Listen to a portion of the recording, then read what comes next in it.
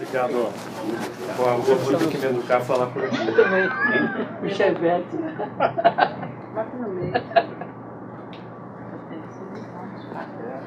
Bem, a gente vai dividir a nossa conversa em duas partes.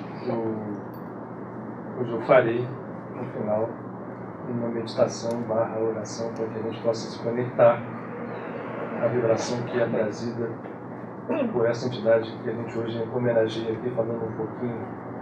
Eu tenho certeza que todos vocês certamente conhecem Santa Rita, conhecem talvez um pouco ou muito da vida dela.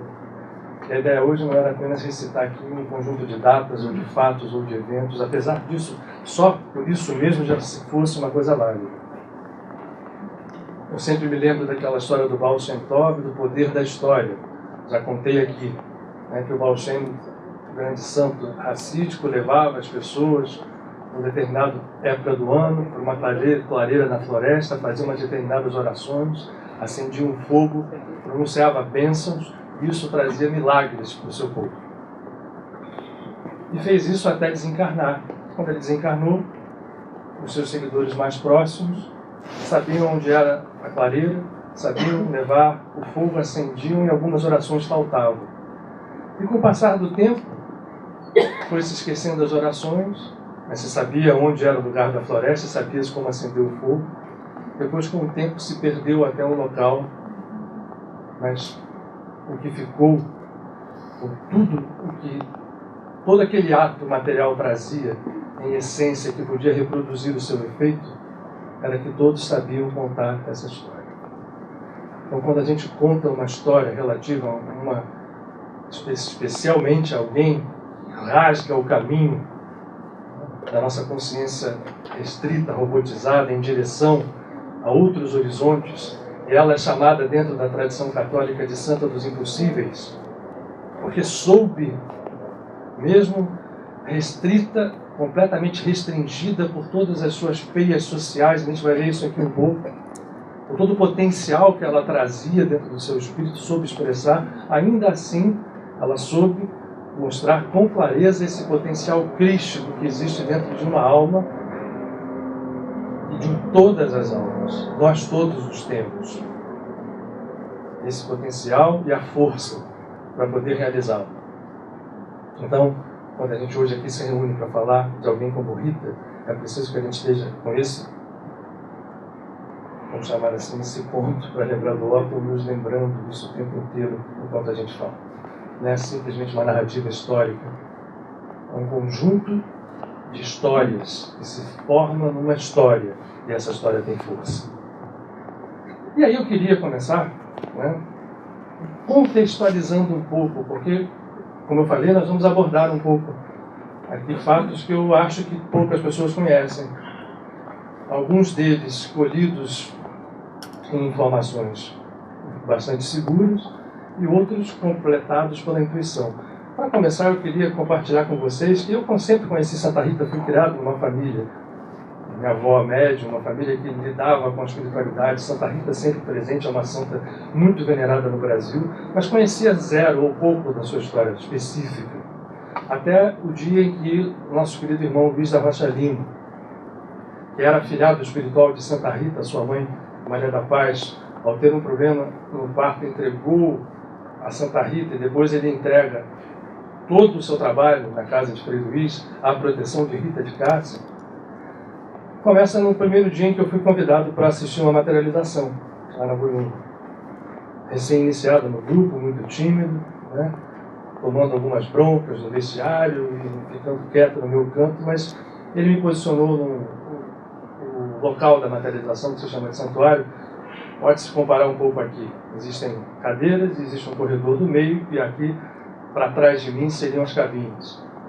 E as entidades se materializavam, iam, na época não era nem um leito, era uma cadeirinha, né, onde ficava um doente de cada vez, uma pessoa, não gosto dessa palavra, nenhum de nós é doente no profundo.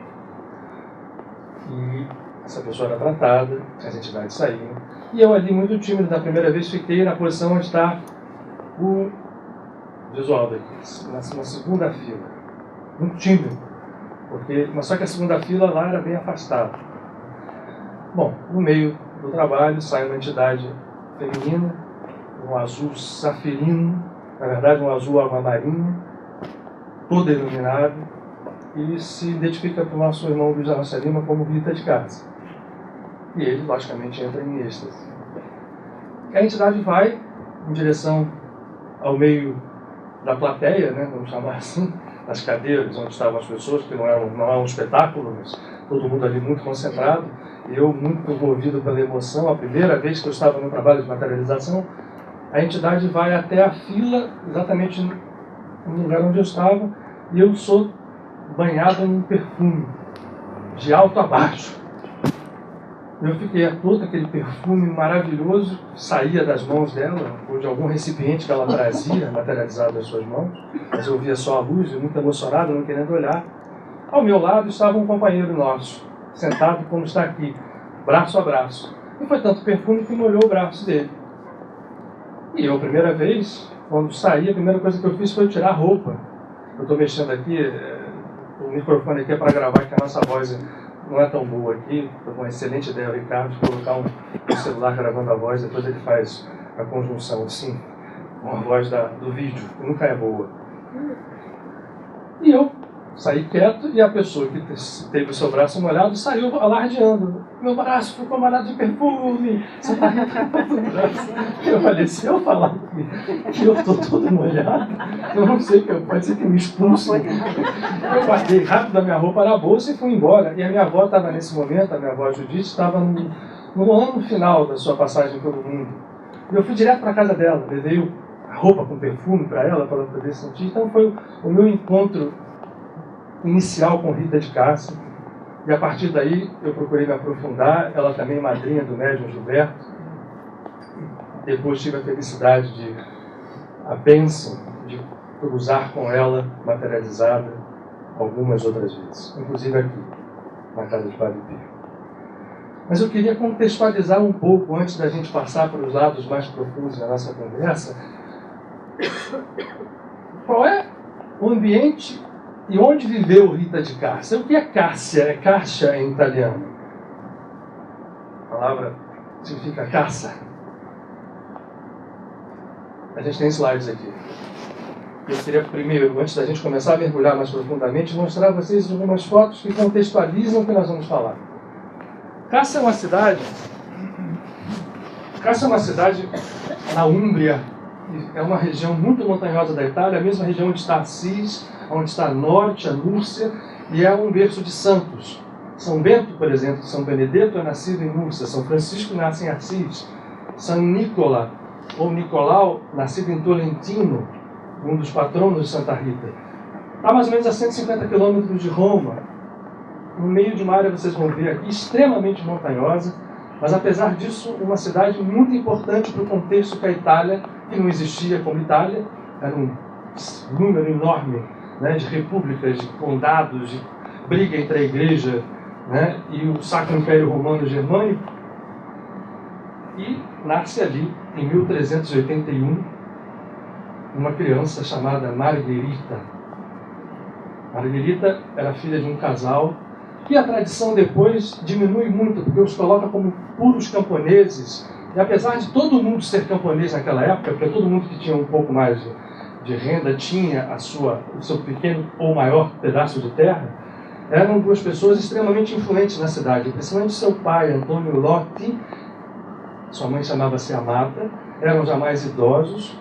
A tradição conta que Rita nasce a partir de um sonho, entre aspas, em que um anjo aparece à sua mãe dizendo: você receberá uma filha que será para o mundo uma luz muito vibrante. E nasce Margherita, e depois se torna Rita.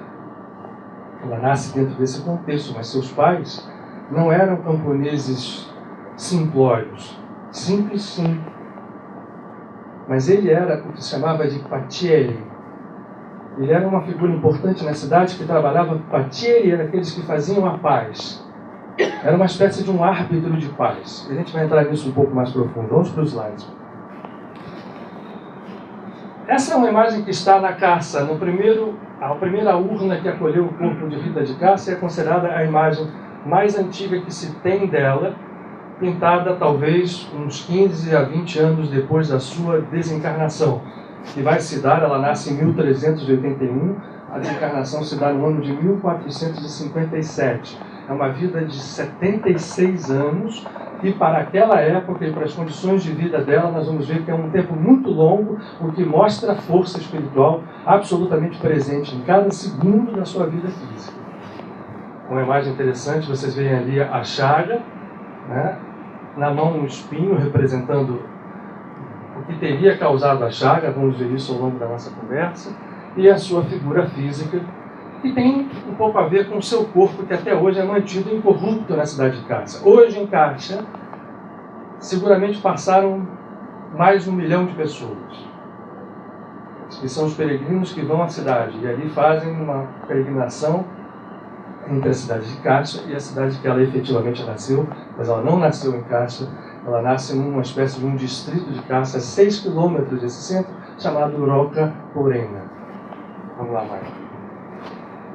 Na ordem, guardem essa imagem, eu estou querendo contextualizar com vocês, para a gente seguir na conversa. Vocês estão vendo uma pedra, em volta feita uma capela, isso está no alto de um pico que parece uma agulha, um espinho. Na sua cidade de Roca Porena, vejam aquela capela lá, volta só para trás, então, Michael. Isso é chamado de scoglio, que na verdade em italiano é isso, é algo pontiagudo. E Rita, desde a sua infância mais tenra, subia este monte para entrar em contato com o divino. Logicamente dentro de um molde católico romano em que ela vivia. Mas nós vamos descobrir algumas coisas interessantes aí na sua relação com a divindade. Ela costumava orar em cima desta pedra, e os antropólogos e os estudiosos que fizeram depois levantamentos em relação a Cássia asseguram que esta pedra era um santuário antigo, uma pedra de sacrifício especificamente feita para, naquela época na Itália eram os etruscos, eram pagãos, povos pagãos, para sacrifícios com as divindades que eles tinham relação. Esta pedra então, vem dessa idade. Né? E Rita subia esse escolho para ficar ali em contato com Deus desde muito pequeno. Vamos lá, passa então de novo. Ali está a capela lá no alto, hoje tem um caminho. Você sobe, apesar de ser escarpado, não dá para ver pelo outro lado, mas acreditem que as pessoas chegam a pé, não precisam de corda nem de prego para isso. Eu imagino que na época de Rita fosse mais difícil chegar lá, né? Mas ela chegava. Pode passar. Essa gruta de Santa Rita existe, mas aí já é uma... não queria falar assim. Marco falou Tabajara aqui, para quem não ouviu. Bom, vamos falar um pouquinho de Roca Porena. E aí começa o lado interessante da nossa história. Sai um pouquinho à frente, Marco. Acho que tem vamos voltar aí depois. Você vê que eu tenho 3 fotos, é muito importante que eu quero falar sobre aquilo ali. Aquele ali antes. Rita nasce já com essa característica de um ser especial. O milagre das abelhas. Ah, tá. A rapidez aqui. A tradição conta que os seus pais, que tinham uma área onde eles plantavam, apesar de ele ser um pacelli, apesar de ser uma pessoa que tinha uma ação mais forte na cidade, e levavam a criança num berço para o campo, como se fazia, não tinha babá naquela época. Rita é posta num berço enquanto os seus pais estão trabalhando no campo, e de repente o que se observa é que abelhas brancas entravam e saíam da boca da criança, que tinha poucos dias de vida. E apavorados com aquilo, todo mundo grita, as abelhas em volta, e algumas delas entrando e saindo da boca da criança. Uma das pessoas que trabalhava para os pais dela, no afã daquele desespero, se corta com uma foice. E apesar de cortado, é ele que vai em direção ao berço para espantar as abelhas. E quando ele faz o movimento de espantar, as abelhas saem, não atacam ninguém, ele olha e a ferida dele estava completamente fechada. Esse é o primeiro milagre atribuído, chamado a história Milagre das Abelhas, a Rita ainda bebê. Bom, vamos lá voltar para a Roca Porena, para aquele primeiro lá. Roca Porena é um lugar que tem a gente tem a cidade, olha aqui. É um vileto. Na verdade, fica no meio das montanhas. Cássia já é um lugar pequeno. Roca Porena é menor ainda, é uma rua ainda hoje, e ali se habitava como um distrito de Cássia, famílias que tinham uma relação com Cássia, andar 6 quilômetros naquela época era difícil, e ela é criada ali. Vocês estão vendo aquela gruta que está ali em cima com uma cruz? Por que esse distrito se chama Roca Porena? Aí começa nosso lado interessante. Porena é um derivativo da palavra latina porrina. E porrina era uma sibila conhecidíssima nos tempos greco-romanos, que, segundo a tradição mais profunda, teria habitado a região de Cássia, porque Cássia e essa região é habitada desde tempos pré-romanos e sempre foi um ponto importante de comércio, de tráfego de gente, de passagem de uma estrada que vinha, por exemplo, do norte de Milão e da Gália em direção e passava por Cássia. Mas esta Sibila Porrina era quase uma semideusa. Ela era uma vidente, era uma curadora, curava as pessoas com ervas, curava as pessoas com passes, curava com banhos nos rios, porque há regatos que passam pela beira de Cássia. E era venerada em tempos pré-cristãos. E essa veneração, depois que o cristianismo se espalha pela Itália, continua subterrânea. Como a gente vê aqui no Brasil, né? A gente vê com que as visões que não são cristãs, que são verdadeiras tanto quanto, se interpenetram, se juntam e vão formando um conjunto de espiritualidade que muitas vezes é refutado pela religião oficial. O que nós vamos ver agora aqui? Rita é criada em Roca Porena e de lá não sairá de lá até a morte do seu marido. Poucas vezes ela irá à Cássia, no meio deste conjunto de espiritualidade que transcende em muito a espiritualidade católica do seu tempo. Aquela gruta ali, onde ficava a Porrina, e essa coisa interessante, vocês estão vendo isso aqui, ó? Estão vendo essa campana onde está um sino? Isso é uma capela, mas hoje é uma capela. A época em que Rita vivia encarnada, no século XIV, era a casa onde ela morou com seu marido. E a casa em que ela nasceu, onde seus pais a criaram, fica a 60 metros, um pouco para dentro de uma vileta aqui, a chamada Casa Natale, e ali a Casa Maritale. Onde está aquela campânula, gente, é colado na gruta. E para trás é um horto com ervas, onde vai se dar um dos milagres que depois acontecem na sua vida. Mas vamos imaginar uma Rita, porque como é que nos é pintado pelas tradições cristãs? Ela era uma devota católica, né? Sim, ela se dirigia, pela sua formação religiosa, a Jesus, a Maria, aos santos, tanto que ela tem 3 grandes santos, seus patronos, que vão comparecer no momento mais crucial da sua vida, que são São João Batista, Santo Agostinho e São Nicola da Tolentino, que era um taumaturgo, um santo pouco conhecido no Brasil, mas um dos maiores médiuns de efeito físico que passa pela cristandade, um taumaturgo como Antônio, que curava pessoas, e tinha vivido pouco tempo antes, tinha desencarnado 70, 80 anos antes de Rita nascer. Eram eles os seus 3 santos, ela tinha uma devoção cristã, mas ela tinha uma imensa potencialidade natural de uma espiritualidade pagã, que não é contada nos livros de história, e vai fazer de Rita alguém muito diferente desde a sua infância. Como Joana d'Arc, é relatado que ela vivia a sua vida dentro dessa gruta, quando pequena, andando pelas florestas, subindo no escolho, metida pelos matos. Lógico que a tradição cristã, né, apara isso e diz que ela ficava só rezando, querendo ir para o convento. Isto é uma verdade, mas essa verdade é complementada por uma iniciação espiritual natural de alguém que nasce com um dom de espiritualidade e de cura, que transcende em muito, vou repetir, a visão pura e simplesmente cristã. Roca Porena, portanto, ou Roca, a pedra da Porrina, da Sibila, que é venerada nas tradições pagãs quase como uma semideusa, uma ninfa, uma pessoa que era humana e não humana, é uma das estruturadoras da personalidade espiritual e da expressão espiritual desta santa católica, né, e venerada por todos nós, pouquíssimo conhecida. Muito bem, vamos lá. Eu só estou passando aqui, tem uma visão mais perto da gruta, que hoje é mantida por uma cruz. Ela conseguia, no verão, isso aqui é coberto, são florestas e florestas, ainda é um lugar bastante com bastante vegetação. Mais uma, Mãe. O que a gente escolheu mais? Veja aqui, olha, volta aqui. Aqui é um ângulo que mostra aqui, olha a casa dela, olha aquela campana com o sino.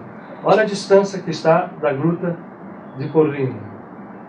Ela andava ali quando criança e vendo coisas, e lidando com ninfas, com naides, com silfos, com todas as deusas e deuses da floresta, com uma liberdade absoluta. E lógico, como isso não atrapalhou nada, porque ninguém vai saber de Rita até aqui, e isso só atrapalhou, não sei se eu vou fazer agora eu vou e volto dentro da história, mas Rita ela desencarna em 1457. Apesar de ser reconhecida, o seu trabalho espiritual transcender as fronteiras do tempo e do espaço onde ela viveu, ela sai de Roca Porena, depois de casada, para Cássia, para o convento, e do convento desencarna. Naquele tempo a clausura não era tão fechada, ela podia fazer o que ela fazia, que era curar as pessoas. Mas ela nunca saiu de Cássia, uma vez só foi a Roma. Ainda assim, a sua força espiritual se espalhou pelo mundo, com seus milagres com uma rapidez absurda. Reconhecida pelo povo como santa, ela só foi ser beatificada em 1627. A distância de tempo é porque essas tradições espirituais que ela tinha, que é um momento, a gente vai falar aqui, expressivo da vida dela, que fica claro que ela entrava e confrontava de frente a tradição cristã daquele momento, atrapalharam. E atrapalharam a distância entre a beatificação e a canonização, que só vai se dar em 1900, pelo Papa Leão XIII. Então Rita, que era uma santa reconhecida, até se eu vou na igreja de Santa Rita na cidade, muitas vezes quando passo lá na frente, eu tenho oportunidade, eu entro mesmo. Que é uma igreja que eu recomendo, em termos de vibração, uma das mais belas do Rio de Janeiro, onde se tem uma vibração extremamente forte, onde há um canal, realmente um portal vibratório muito expressivo. Eu fico olhando a igreja e fico pensando, a igreja de quando? Eu não consegui descobrir, mas deve ter sido na época da canonização, apesar dela parecer uma arquitetura um pouco anterior. Porque o beato, você sabe, você não pode fazer uma igreja para um beato fora do seu local de vida. Agora, por exemplo, os pastores de Fátima, eles só podiam ser venerados em Fátima e em Portugal. Como santos, você pode fazer uma igreja agora aqui na esquina, para eles a cúria católica deixa acontecer, mas antes não deixaria. Padre Pio a mesma coisa. Só se pode fazer igrejas aqui no Brasil depois dele santo.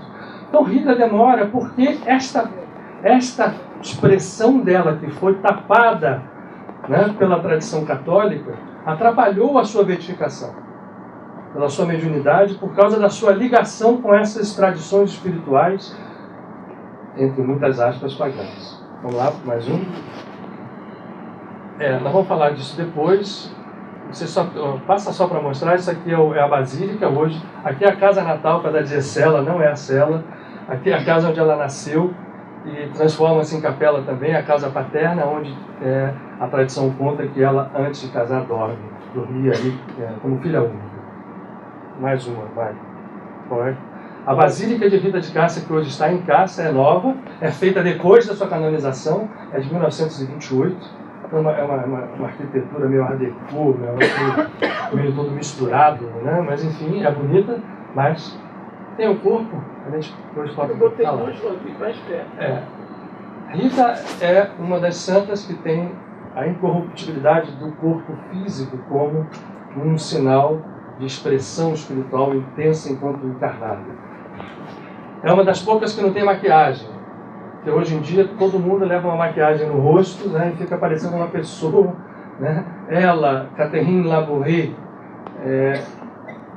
eu não me lembro, não sei se Bernadette Soubirous tem, mas vocês vejam que está o corpo bem ressecado, não tem nenhuma maquiagem, nenhuma proteção, e esse corpo aqui já houve ao longo da história eventos de efeitos físicos enormes. Um deles, muito comum, que acontece com uma frequência grande, é a materialização do perfume de rosas, que caracteriza uma das É como Teresa de Jesus, Teresinha de Lisieux, as rosas são ligadas diretamente à tradição espiritual de Rita. Essa materialização é comum, se dá muitas vezes na presença de todo mundo no santuário, e já houve relatos de levitação dessa urna em alguns momentos muito graves. Agora, no último terremoto da Itália, Cássia foi atingida e a igreja foi abalada. Aquele último que teve no ano passado, e só agora que foi liberado agora perto da festa, né? Hoje está todo mundo lá, mas até se o pessoal certificar de que não havia havido danos nenhum à igreja. Então ela tem até hoje o corpo lá venerado. Isso é uma força de atração. O corpo de um tzadik, o corpo de um santo, é um portal vibratório, sim. Às vezes as pessoas ficam... Eu fui uma das pessoas que falavam, gente, está em cima de corpo, né? De coisa. Uma vez eu tomei uma bronca de uma entidade que diz assim, vem cá, cada um chega a Deus como pode, né? Isso já valeria. Porque se alguém acha que chegando ali ele vai ter uma conexão com o divino, deixa que ele faça assim. Não fica você com o dedo, né? Eu fui uma vez a Pádua, eu fiquei impressionado com as pessoas em cima do corpo lá de Santo Antônio. Eu vim com essa história. E foi o Caboclo Gino que falou isso comigo. E depois eu fui entender que se você se abstém da idolatria, no sentido de acreditar que aquilo em si só seja alguma coisa, mas aquilo é portal, é passagem, um corpo de um santo que teve impressa nas suas células, ainda que naquele estado, unificados uma série de padrões vibratórios, energéticos, que estão ali presentes em potencial, como um teclado para ser acionado por uma oração de um devoto, isso exerce um efeito de portal muito grande. E por isso deve ser respeitado. Né? É uma passagem que muitas vezes as pessoas usam, mas que usam com fundamento. Então não somos nós ninguém para criticarmos isso. Bom, tem mais alguma coisa?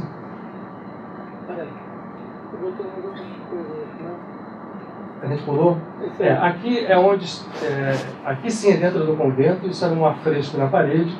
A tradição conta que aquela chaga foi causada por um espinho materializado que se desprende dessa pintura e vai ao centro da testa dele. Então nós vamos continuar contando a sua história, agora que a gente contextualizou. Ali está só que não era um crucifixo assim, era do afresco, né? Não era uma estátua. Até porque a pintura de Jesus crucificado só começa a aparecer desta forma no início do século XIV, do século XV, desculpe. Né? 1381, 14, depois entra no século XV, é que Jesus começa a aparecer morto na cruz. Vamos lembrar do crucifixo de São Francisco de Assisi, de San Damiano, que é Jesus numa cruz, mas com os olhos bem abertos, com a cara olhando de cara para ele. A figura de Jesus morto, ela vem depois. Nós vamos lá. Vamos textualizar. Agora pode apagar. Você só não falou dessa aqui, mas... Não, eu vou falar ao longo da história. Aqui as pessoas subindo lá onde tem aquela pedra, hoje com caminho livre. E vejam em volta, eu falei das florestas, olha as florestas da montanha. É muito montanhoso. Cássia já é um vale, né, espremido. Roca Porena, você olha para cima como se fosse uma Nova York de montanhas. Né? Para olhar o céu, você tem que botar a cabeça para cima, porque realmente na vila é ali. Podemos desligar. Mais? Posso desligar? Pode desligar.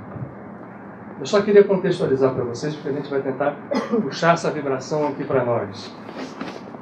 Bom, então nós vamos ter uma menina que nasce nessas circunstâncias que a gente fala, que cresce com aquela liberdade espiritual que os seus pais certamente permitiram que ela tivesse, em que ela é educada dentro da tradição cristã, mas ela tem a liberdade, até pela sua própria sensibilidade espiritual, de conviver com outras forças.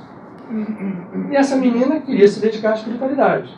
Só que os seus pais eram mais idosos e quando ela tem 13 anos, como era, ninguém casava com quem queria, determinam e acertam o seu matrimônio, ele que era uma pessoa importante na cidade, com uma pessoa membro, e aí sim é uma contextualização que agora não precisa de foto, mas é importante para a gente entender.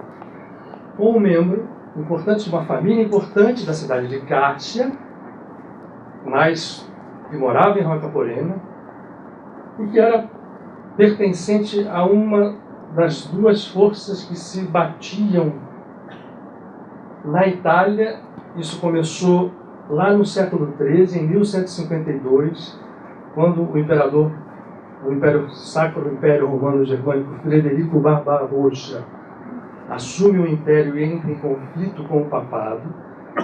Gente, nós estamos falando de 1152, estamos falando de 1381, 1400. Isso que a gente vê hoje na nossa política é uma coisa muito suave em relação ao que aconteceu no passado. Nós todos somos de lá. Então, quando a gente às vezes fala, né, que a gente às vezes entra, né, ninguém pode jogar a primeira pedra, porque eu não sei quando eu joguei 1, 2, 3 ou 4 pedras. Posso não ter jogado nenhuma agora, mas certamente no passado eu joguei. E como a gente entende aqui que a lei do karma ela é uma lei cíclica, ela se reproduz quando você entra na vibração específica e entra em ressonância com esses processos. E as coisas aparentemente parece que não, mas lá era pior. Esses dois partidos que se formaram no século XIII começaram o que nós chamamos de Alemanha hoje, e vai descendo pela Itália, porque a Itália era onde tinha na Itália Roma. E se a briga era com o papado, tudo que está no caminho entre a Alemanha e Roma entra dentro desse jogo. As repúblicas de Florença, de Milão, de Bolonha, se transformam em dois grandes partidos que se trucidavam, literalmente uma guerra suja, utilizada em todos os níveis de suborno, e naquela época imposto, a gente hoje discute, né? Você rouba o imposto do povo, mas o imposto antigamente você pagava para o cara que te imprimia, e ele dizia, é meu. Para você é zero. Era talvez um pouco mais, vamos dizer assim, mais franco. Né? Mas o fato é que nem nada obrigava com que ele fizesse esse direcionamento. O partido mudou um pouco. Mudou um pouco. Precisa mudar muito mais. Os dois partidos, os partidos que favoreciam ao Império Romano, Sacro Império Romano Germânico, chamavam-se de gibelinos. E os que eram favoráveis ao Papa chamavam-se de guelfos, ou guelfos. Isso era uma briga danada. Por que eu estou contando isso tudo? Porque Cássia era um reduto de briga miniaturizada entre guelfos e gibelinos, e se expandia depois, porque Florença era mais gibelina, porque Capo era mais guelfa, porque Roma era guelfa. E essas brigas, intrigas políticas se estendiam o tempo todo. Rita foi prometida em casamento a um membro de uma família importante, chamado os Mantini, que eram todos gibelinos. E o seu marido, chamado Paulo Ferdinando, era considerado como um dos mais ferozes e expressivos gibelinos que atuava naquela estrutura social daquele tempo de Cássia. A menina de 13 anos é prometida em casamento a Paulo Ferdinando. Ela não queria, não interessa. Aos 14 ela casa, só podia casar depois de 14. Aliás, na verdade, podia casar depois de 12. Casou com 14, com o Paulo Ferdinando, se entrega ao matrimônio. Ninguém sabe os detalhes maiores, mas o que nós vamos ver é que ela vai estar, então, dos 13 anos aos 34 anos, casada com Paulo Ferdinando. E o que se conta da tradição espiritual é que a sua força espiritual vai fazendo com que aquele camarada feroz, né, gibelino absurdo, absoluto, matador de gente, vá se transformando. Eles têm um casal de filhos, alguns dizem que gêmeos, 2 homens, Gian Giacomo Antonio e Paulo Maria. Esses 2 filhos eram a flor da vida de Rita. De Margarita já era chamada de Rita desde pequena, que era o diminutivo do seu nome. E Paulo e Rita estabelecem um matrimônio como um matrimônio normal. Rita é uma pessoa absolutamente normal, intensa. Ela descreve em alguns momentos, e hoje se descobriu alguns documentos, algumas confissões, que era uma mulher intensa, inclusive nas suas atividades matrimoniais, nas suas atividades sexuais. A diversidade do que era comum naquela época. Acaba que há uma relação entre os dois muito forte, e ela vai transformando, pouco a pouco, Paulo, até que, por força de tudo aquilo que ele tinha gerado nos anos anteriores, e provavelmente ainda durante o seu casamento, Paulo morre assassinado. uma emboscada. Rita sabia quem eram os assassinos. Alguns falam que seriam elfos, outros dizem que eram os seus próprios companheiros, que, acreditando ele ser um traidor, porque ele estava se transformando em uma pessoa não guerreira, não violenta, né, melhor, chegam e resolvem puni-lo. E o punem dessa forma, como se fazia naquele tempo. Não tinha polícia, não tinha nada, acabou, pegou. Eventualmente, Rita, como tomada de surpresa, a sua vida que estava estruturada em função de um matrimônio, da criação de filhos que já eram meninos crescidos, é surpreendida pelo desejo absoluto desses dois filhos de se vingarem, de entrarem no ritmo da vingança e de fazerem aquilo que fizeram com o pai e com os assassinos. Ora, Rita tinha uma visão oposta. Ela sabia que, como a gente fala, né, Humberto Roden dizia isso, se eu pegar dois números negativos e somar, quem fez matemática, né? Se eu somar dois números positivos, 3 mais 4 mais, dá 7 mais. Se eu pegar dois números negativos, 3 negativos, 4 negativos, dá 7 negativos. Então, quando eu faço um ato semelhante, eu estou somando, eu não estou anulando. Rita compreendia perfeitamente essa lógica cósmica. Se eu recebo e devolvo na mesma moeda, ou devolvo numa moeda duplicada, eu não estou resolvendo nada. Eu só estou somando dentro daquele conjunto que atuam essas vibrações. Rita sabia disso e trabalhou tentando fazer com que os seus filhos perdoassem em nada, e procurou trabalhar. Tem mais coisa minha lá, tá? Dentro da sala. E procurou... Valéria, desculpa, você não viu. Ela me mostrou uma coisa que era minha, mas tinha mais coisa lá. Desculpe a minha falha.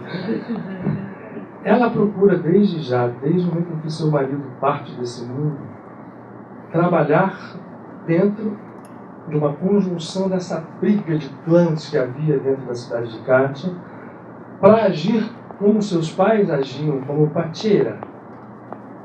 Eles dois que eram pateira.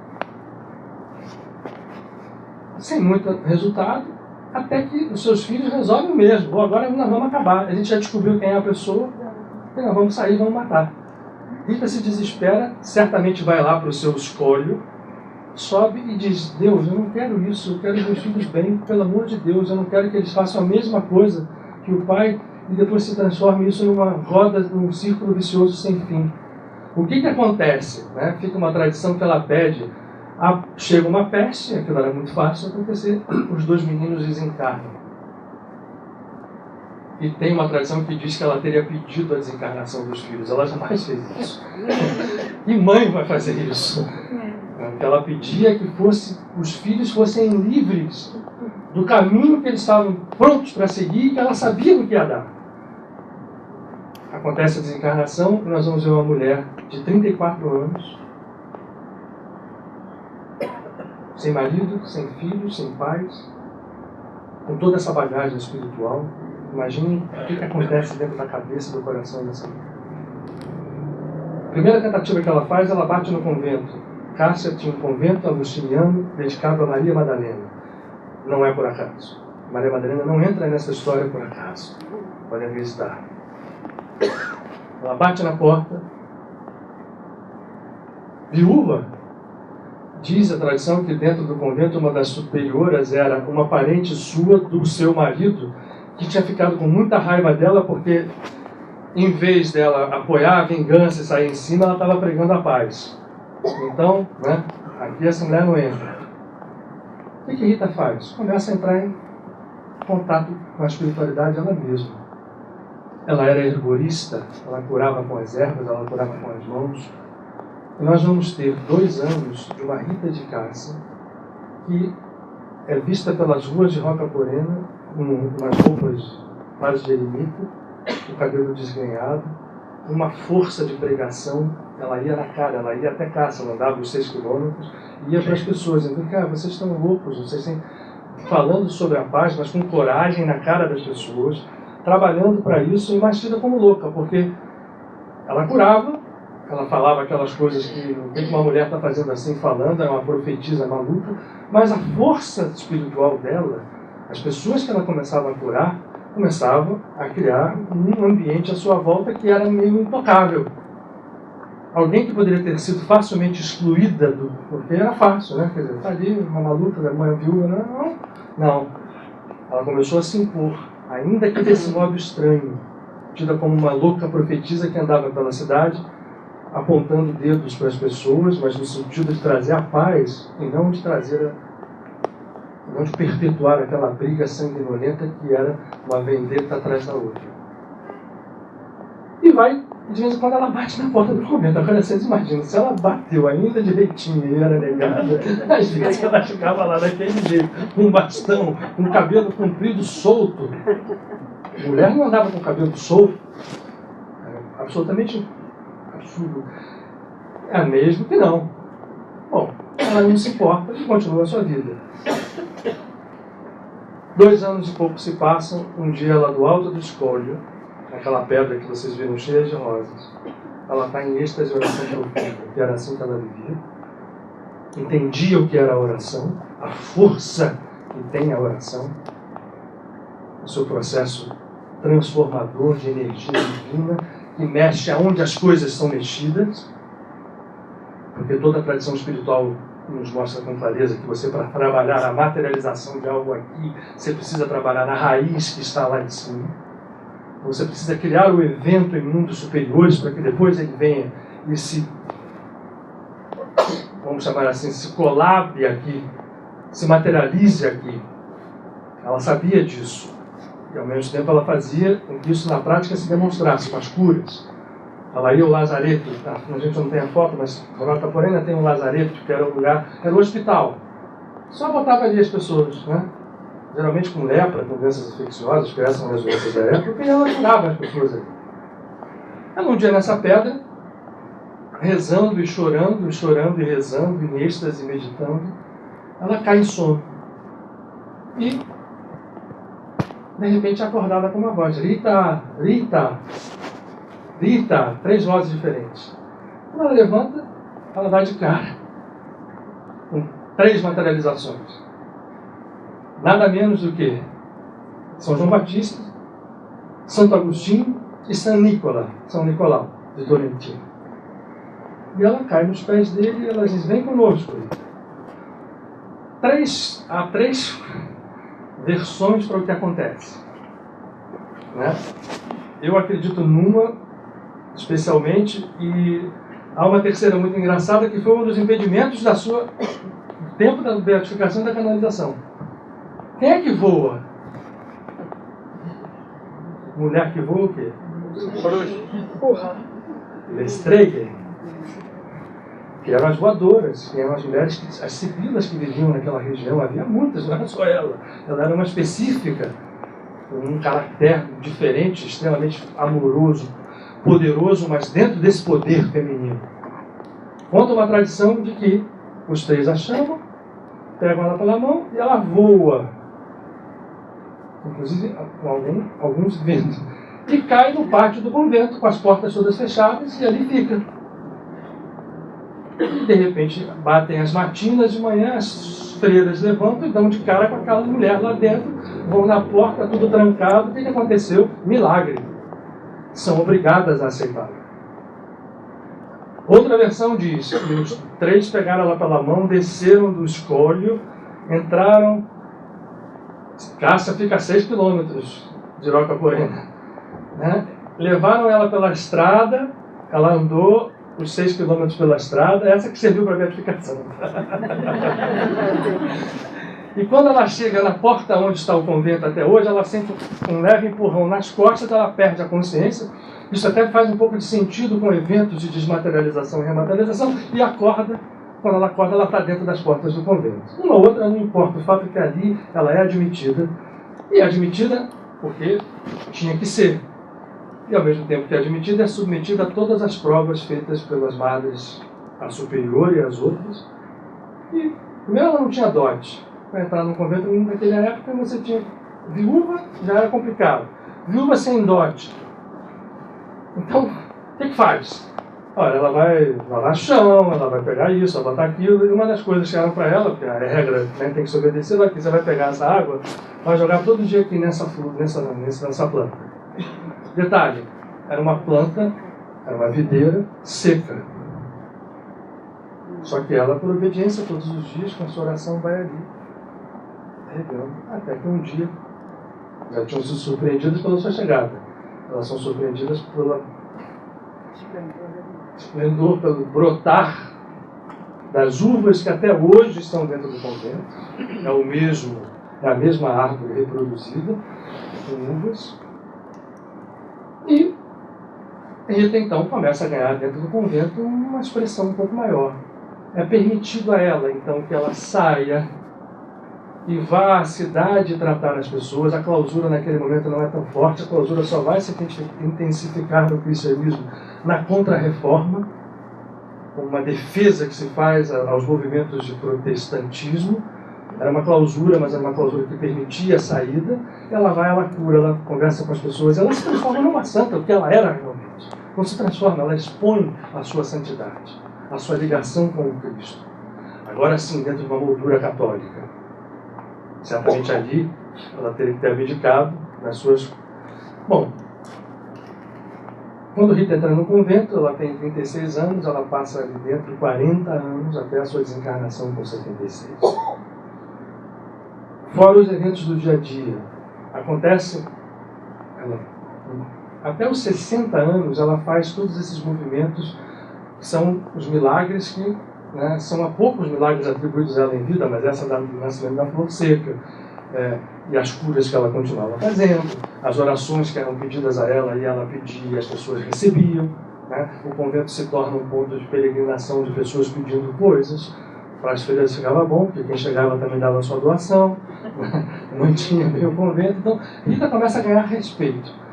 Um determinado dia, e isso se dá perto dos seus 60 anos, ela em oração, perto daquele afresco que a gente viu ali, ela sente uma dor muito forte na testa e nos conta a tradição de como se um espinho houvesse saído da coroa de Cristo e tivesse cravado. Interesse nessa história.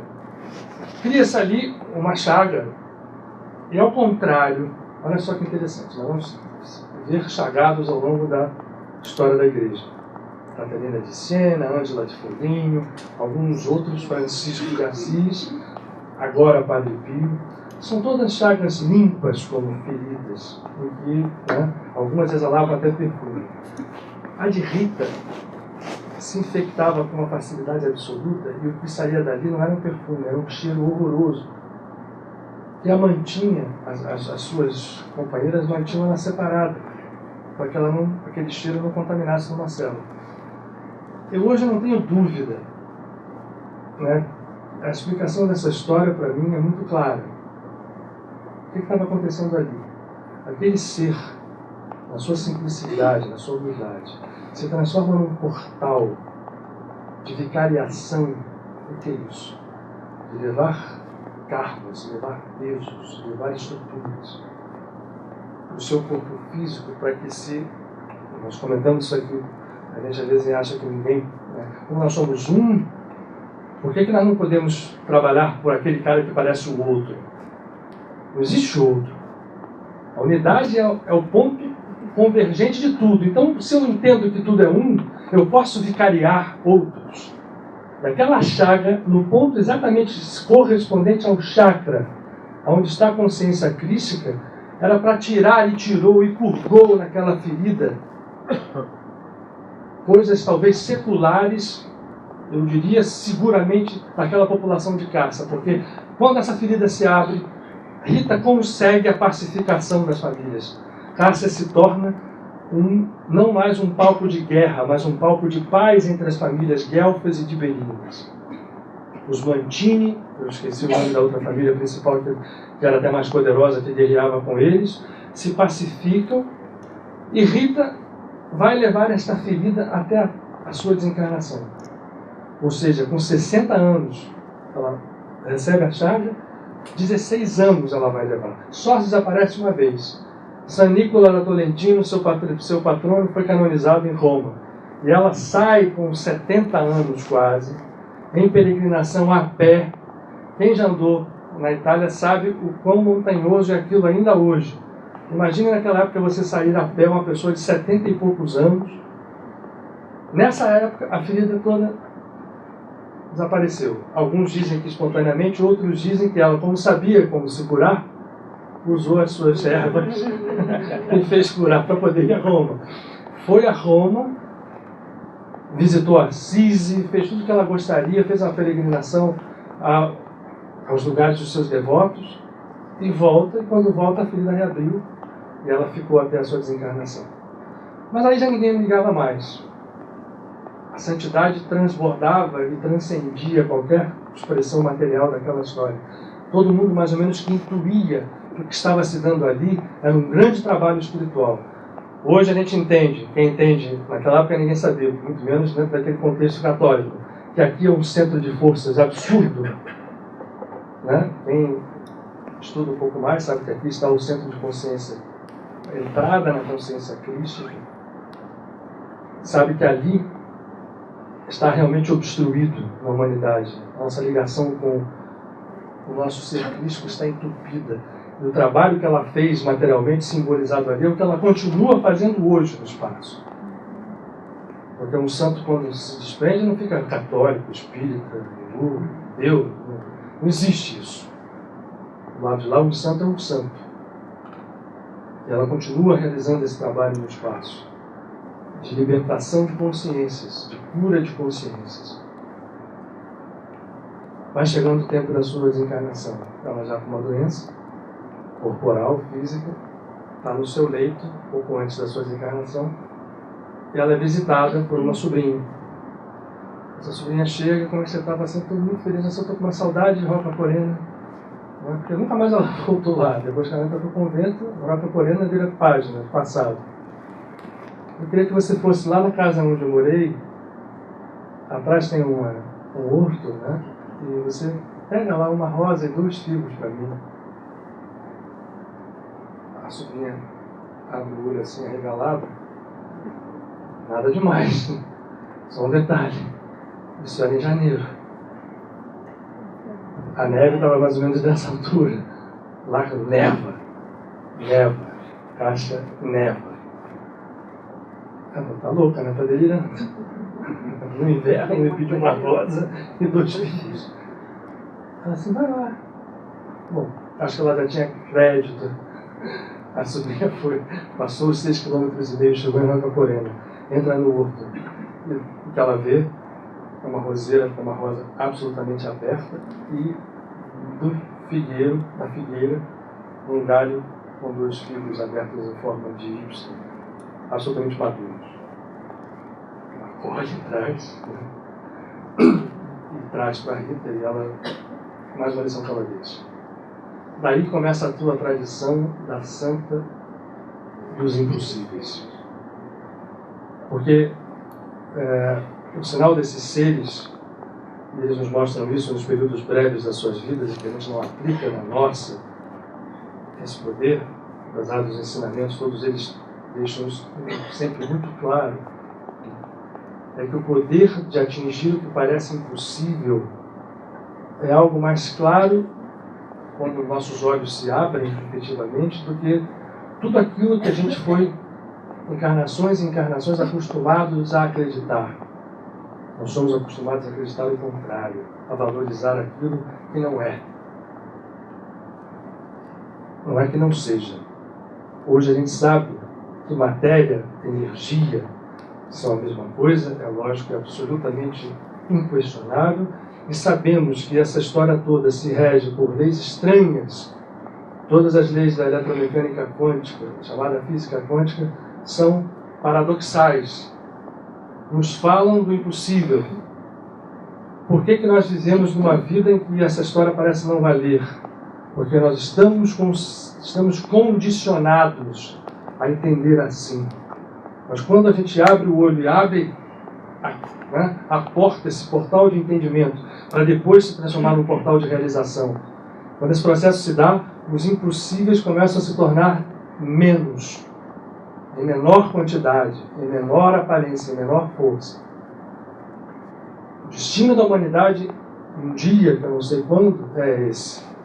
De que nada dessas coisas seja para nós impossível e que tudo seja harmônico. Os pioneiros estão aí para nos mostrar Nós temos a oportunidade de nos associarmos a esse padrão. Isso é preciso um trabalho pessoal de cada um, a cada dia, de romper as nossas crenças, de sair lutando, porque a força inercial para que a gente não saia é muito grande. Ao dizer do impossível, é impossível e pronto. Enfim, é assim que é. Sempre foi. Romper esta barreira é possível. Para isso, a gente tem exemplos enormes à nossa volta. Podemos escolher quais sejam. E isso é real. Aí está um exemplo absoluto disso, porque uma vida de alguém que viveu num raio de 6 km², todos os seus 76 anos de vida, mas demonstrando ali, passando por 3 etapas numa mesma vida, foi, aliás, 4, né? Foi uma criança livre pelas montanhas a comungar com os deuses e as forças da criação, libertas, né, das peias do ortodoxismo da religião em que ela nasceu, do contexto religioso que ela nasceu. Se transforma numa mulher verdadeira, intensa, por 18 anos. Passa 2 anos afrontando todo o conjunto social que ela vivia, se arriscando até a morte possível, para pregar uma paz com um exemplo e uma força dentro dela, incoercível, que impediu que ela fosse tocada. E depois, mais 40 anos dentro de um convento, realizando todo esse tempo, em diversas expressões, a única e mesma coisa. Despertou dentro dela, certamente já tinha isso de prévias encarnações, mas soube, na encarnação dela, fazer com que isso se transformasse numa realidade à disposição. Isso é o que é o mais bonito. Por que tem 1 milhão de pessoas hoje em casa? Por que hoje, se a gente fosse no centro do Rio de Janeiro, haveria milhares de outras ali? E ao longo do tempo, porque ela abre um portal, um canal, uma estrada de consciência, acima de tudo, de poder, à disposição, porque quem tem a coragem, quem tem a perseverança, quem tem a concentração de chegar e pedir, recebe. Senão ela não tinha essa tradição sobre o seu nome, a Santa dos Impossíveis. E nós, que temos a graça de participar dessa caminhada espiritual de vida, eu especialmente, às vezes eu paro para pensar, caramba, gente, quem tem alguém assim, tem medo de que eu tive a oportunidade sagrada lá, né, na montanha sagrada da Boruna, ao lado do nosso irmão Luiz Alçalino, de chegar e sentir de perto, de continuar sentindo. A gente não tem outra coisa que fazer senão, de uma forma muito pálida, deixar claro que não é apenas uma devoção religiosa, não é conhecimento de uma hagiografia para que a gente coloque num altar uma imagem e fique ali venerando. É para que a gente mergulhe dentro desse portal aberto. E hoje, especialmente hoje, no dia de hoje, a oportunidade se intensifica, e é isso que a gente vai fazer agora nesses últimos 15 minutos aqui. Nós vamos nos conectar com ela. E lembremos que quando a gente faz esse tipo de trabalho, a gente deve fazer pensando primeiramente no outro. Porque é assim que funciona a lei. Pode pôr. Está doando o que a gente recebe. Vamos baixar a luz, quem quiser levantar, dar uma esticada. Essa cadeira não é o maior conforto do mundo. Imagina estar deitado numa pedra.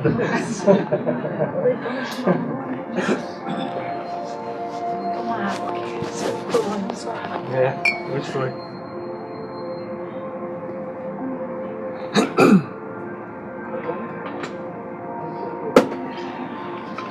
Qual os anjos, pai?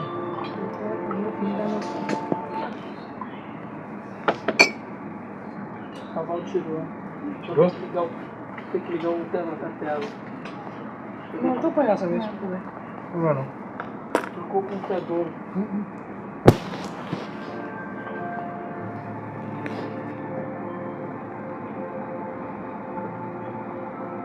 Não sei se é o sonho de música que eu sempre no molde.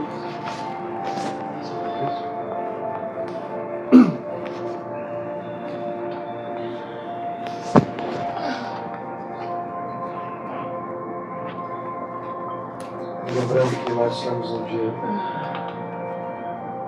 especial, uma semana especial, um tempo especial. Nessa casa, uma tenda de encontro, que nós podemos comparar ao tabernáculo mexicano, que simboliza o erguer da nossa devoção, do nosso amor, da entrega do nosso ser por inteiro à presença divina. Nós estamos aqui hoje reunidos. Queremos que sejam oásis em meio ao deserto, para que a nossa alma expresse o que há de mais puro dentro dela, e que saiam as cascas pelos olhos do nosso ego. Cada um de nós as tem específicas, que possa brilhar uma luz. Nós vamos descobrir ser a mesma luz, a luz infinita e una que movimenta os universos. Vamos respirar profundamente.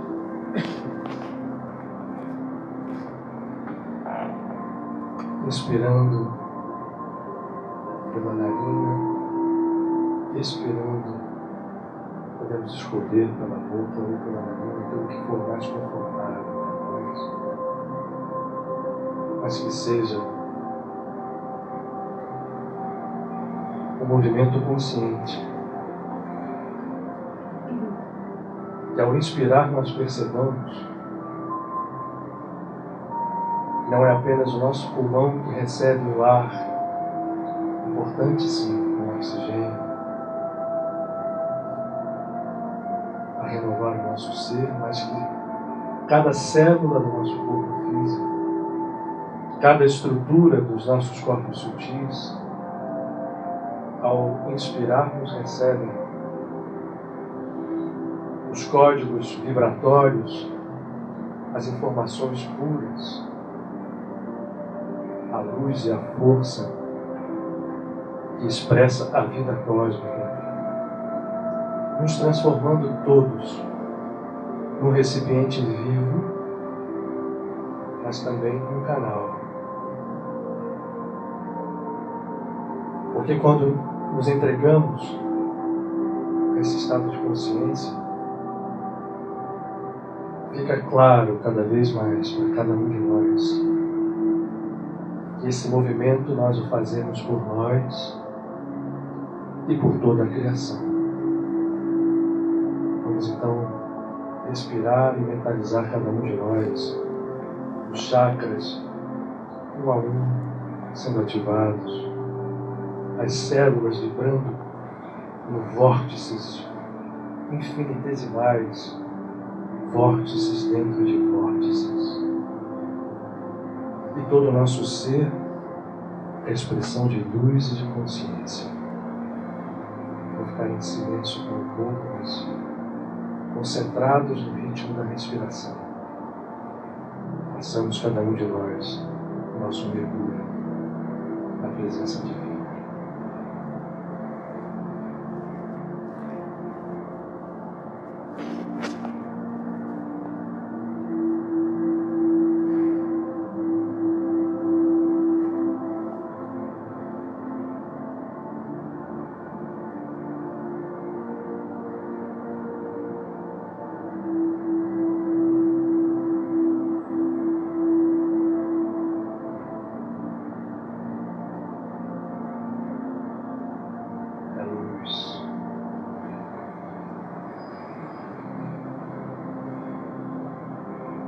Luz e água viva.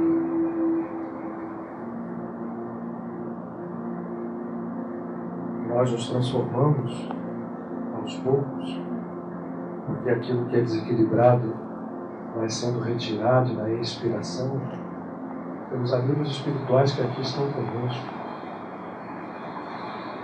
E a partir desse movimento nós vamos nos transformando todos, como se fôssemos chamas vivas, colunas de luz, e aos poucos, a cada movimento inspiratório, vão se intensificando e vão se fundindo.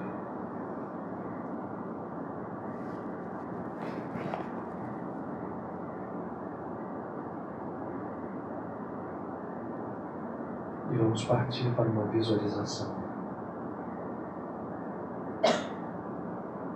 Porque toda a oração, entendida no seu sentido cósmico, toda a meditação se transforma em grau superior, numa visualização. Lá onde tudo nasce. Como essas colunas de luz que vão subindo, tudo se transforma em luz. As paredes físicas se desfazem e acima de nós aparece o escolho, aquele pico rochoso à nossa frente, mas que está estranhamente iluminado, nos mostrando um caminho ascendente. Sendo coluna de luz, cada um de nós pode individualmente ascender esta montanha, intensificando a nossa oração, a nossa concentração, a nossa devoção. Vamos subir.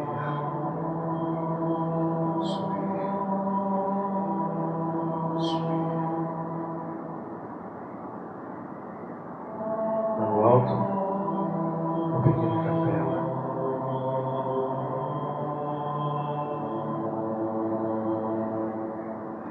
De cristal. Sobre o céu, onde as estrelas parecem cantar e falar. E à medida que vamos nos aproximando, quase como que flutuando, a capela vazada nos deixa ver sob uma pedra, que por sua vez é também um cristal azul, uma figura feminina. Extrema beleza. Nós podemos perceber seus olhos, seu coração de luz intensa, do qual transborda um sentimento que vai tocando o nosso coração.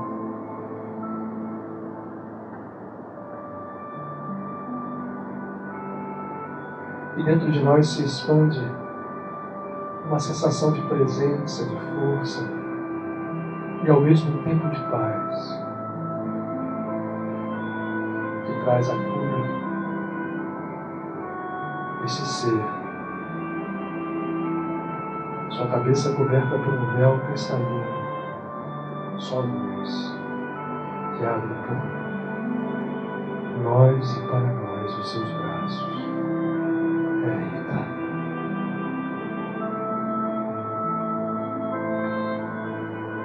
Em absoluta devoção, vibrando o ser inteiro, cada um de nós agora dela se aproxima e nós somos todos um. E portanto podemos todos essa unidade, onde percebemos, ainda que por um reflexo, o poder de cura infinito do amor, da divindade que transcende aos nossos conceitos, que transcende a nossa ciência, apesar de se valer dela para expressar toda a criação. É na simplicidade do amor maternal de Rita, que espelha o poder da mão divina nós vamos nos prostrar. E cada um de nós agora, não esquecendo de pedir pela humanidade inteira, pelo nosso país, pelos que sofrem, pelos deserdados, no mundo, tem o direito também de fazer o seu próprio pedido. Os nossos amados, nossos familiares, filhos, pais, mães, irmãos, mulheres, maridos. Mas lembrar que nós somos irmãos. Em silêncio agora, nós nos atiramos em prostração, em devoção e em amor puros aos braços de Rita. Rita, ouve o clamor do nosso ser.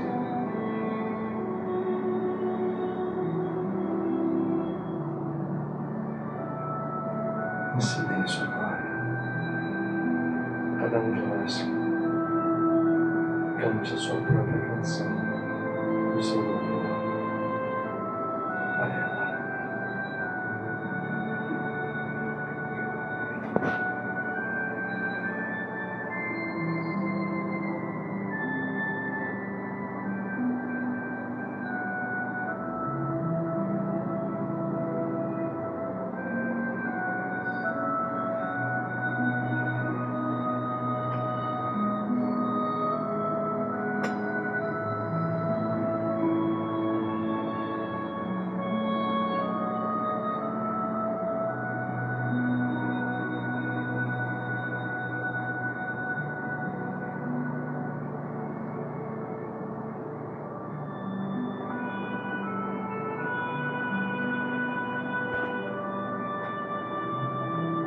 Coração que fala ao coração. É luz que gera luz.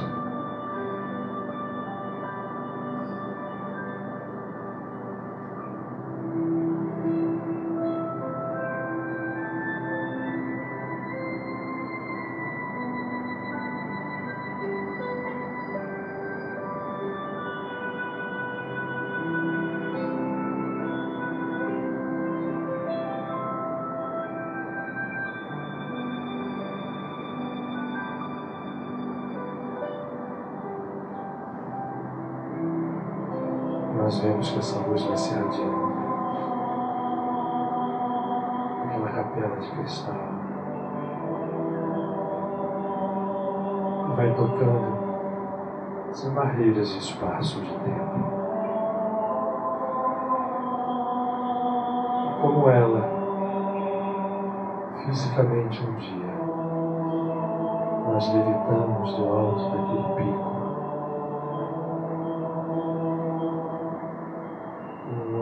Quase mágico. Vamos retornando a esse santuário que recebemos nas mãos de Padre Pio e ao nosso corpo físico, em profunda gratidão. Cada um de nós aos poucos sente as suas células renovadas, o amor e a cura que Rita de Cássia a cada um de nós concedeu e a todos aqueles por quem oramos e meditamos nesse instante.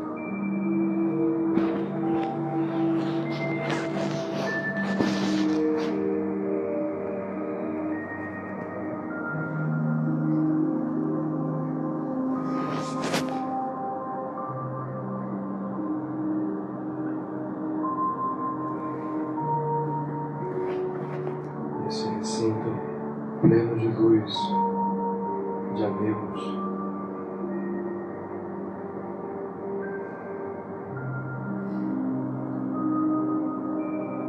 é um solo sagrado.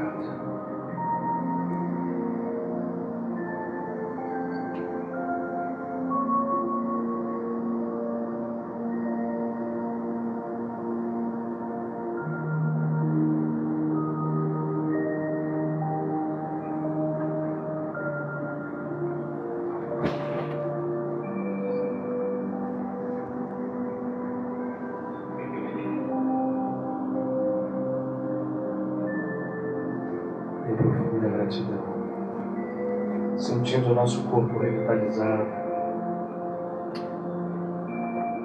certamente livres de laços que nos prendiam, mas agradecidos, rendemos ao nosso Pai Celestial e à nossa Mãe todo o nosso ser. Vamos respirar profundamente, vamos contrair os pés, musculatura, para permitir que essa energia que recebemos possa circular, ativando células, tecidos, órgãos, com a cura divina que se dá no mais profundo do nosso ser.